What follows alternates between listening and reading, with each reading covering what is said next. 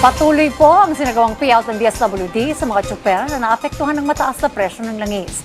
Kaya naman mahaba ng pila ng mga tsuper na tatanggap ng tulong pinansyal sa Makati City Coliseum. Si JM Thompson sa detalye live. JM? Dayan, madaling araw pa lang ay mahaba ng pila dito sa Makati City Coliseum. Inaasahan na rin kasi ng mga driver yung mahabang pila dahil galing pa sila sa iba't ibang lungsod yung kanilang para makuha yung kanilang cashless assistance dito sa Makati City. Isa ang Makati City sa 4 na malalaking payout sites na mayroon ngayong araw para sa special payout sa mga TNVS drivers sa loob ng Metro Manila. Kabilang ang Mandaluyong, Pasay City at Manila. Pero may ilang driver ay galing pa raw ng ibang lungsod. Gaya ni Mike na taga Cavite, nakita niya ang kanyang pangalan sa listahan sa payout site ng Makati. Dagdag pa niya malaking tulong ito sa kanyang pamilya dahil sa laki ng itinaas ng gasolina magmula nung nagsimula ang gulo sa gitnang silangan.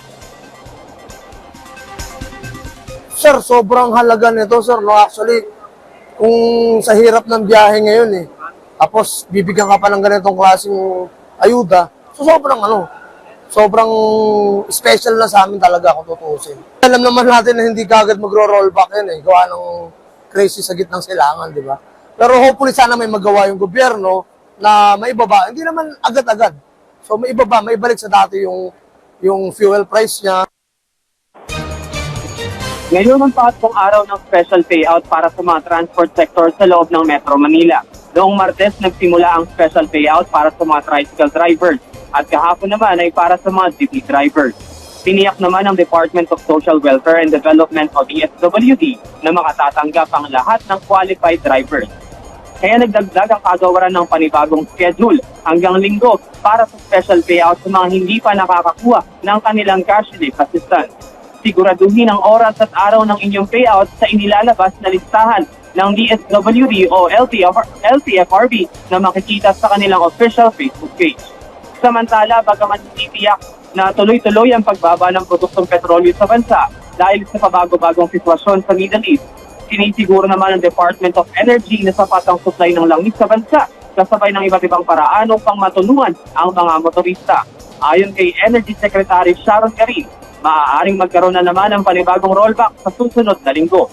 Bukod pa rito, sinisimula na rin ang 10 pisong diskwento sa ilang gasolinahan sa loob ng Metro Manila.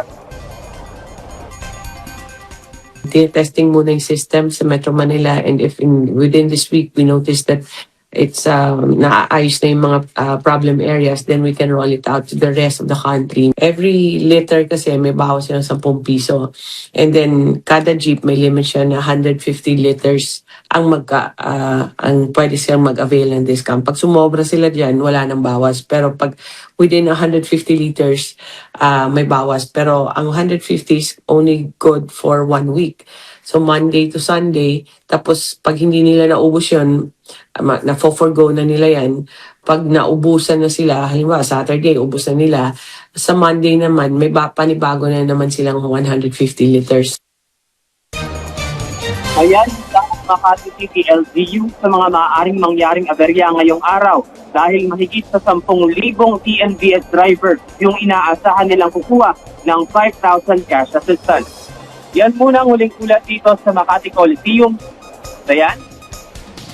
Maraming salamat, JM Thompson.